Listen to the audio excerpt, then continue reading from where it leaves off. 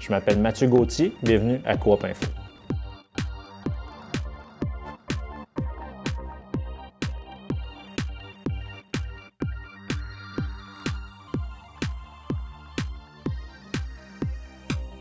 Aujourd'hui, nous parlerons des principes comptables et de l'avoir d'une coopérative.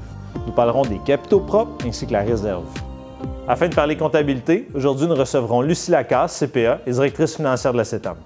Bonjour Madame Lacasse. Bonjour. Avant de parler du patrimoine d'une coopérative, lorsqu'on parle d'un bilan comptable, que veut-on dire? En fait, le bilan, c'est une photo à une date précise. On retrouve 3 sections dans le bilan. Le premier, les actifs. Les actifs, c'est qu'est-ce que l'on possède. Nos encaisses, nos placements, des immobilisations, c'est-à-dire les bâtiments, les véhicules. On retrouve aussi comme deuxième section le passif, qui est en fait nos dettes. Et la troisième section, les capitaux propres. L'actif égale le passif plus les capitaux propres. Donc, comme vous l'avez expliqué, les actifs représentent la totalité des avoirs d'une coopérative et les passifs représentent les charges financières et les dettes de la coopérative. Pourriez-vous nous expliquer plus en profondeur quels sont les capitaux propres? En fait, les capitaux propres sont composés de 2 éléments. Le premier, l'avoir des membres. L'avoir des membres, c'est quoi? C'est les parts que nous possédons, vous et moi, dans la coopérative. Le deuxième élément, c'est l'avoir de la coopérative, qui est en fait la réserve. Prenons un exemple pour imaginer le tout. Supposons qu'on a un projet d'achat de maison. En fait, la maison va représenter l'actif.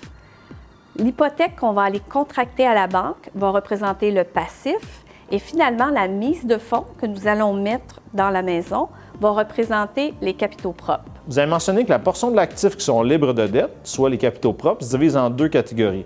Pourriez-vous nous expliquer qu'est-ce que l'avoir des membres? L'avoir des membres, c'est les parts. C'est l'investissement que les membres font pour supporter le financement de leur coopérative. Toujours au niveau des capitaux propres, en quoi consiste l'avoir de la coopérative? L'avoir, c'est la réserve. C'est en fait le total de l'avoir appartenant à la coopérative qui est libre de dette. Ce n'est pas un compte de banque. Nous comprenons donc ici que la réserve représente le patrimoine de la coopérative, autant financière que matériel.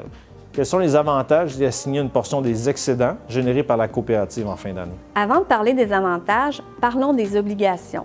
Avec la loi des coopératives, comme coopérative, nous avons l'obligation de maintenir un ratio minimal pour la réserve. Le premier avantage de mettre de l'argent à la réserve nous permet d'augmenter notre encaisse, donc notre argent, pour pouvoir faire effectuer nos opérations financières et de réaliser des projets. Le deuxième avantage, c'est que ça nous permet d'augmenter notre ratio de capitalisation. Un ratio très important lorsqu'on se présente à la banque pour faire un emprunt. Est-ce que l'attribution d'excédents au niveau de la coopérative pourrait jouer un rôle au niveau du financement de cette acquisition? Oui, ça facilite la gestion financière.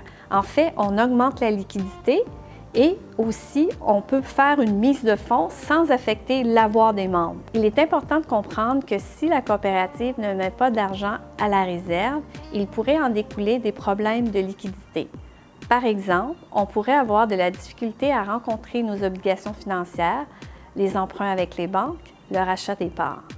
On doit donc se préoccuper d'une saine gestion financière. Madame Lacasse de la CETAM, merci pour tout votre temps et tous vos éclaircissements. Merci à vous. En espérant que cette capsule vous ait permis de mieux comprendre certains principes comptables propres aux coopératives, je vous dis merci d'avoir été des nôtres et à la prochaine.